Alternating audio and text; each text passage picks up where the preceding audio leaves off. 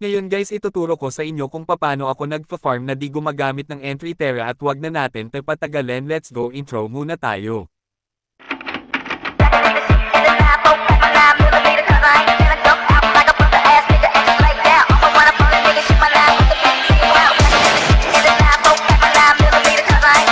Enjoy for watching, like and share.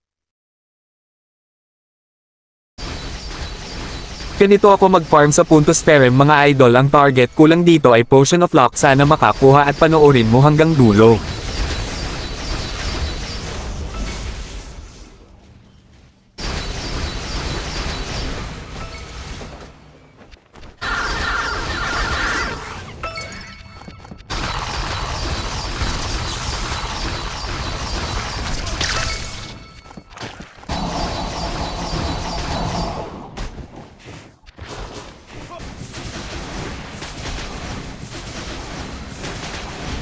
At hindi nga ako nakakuha mga idol, may balat na ata ako sa puwet, hahaha. Ay comment nyo lang kung ano pa gusto nyo malaman mga idol.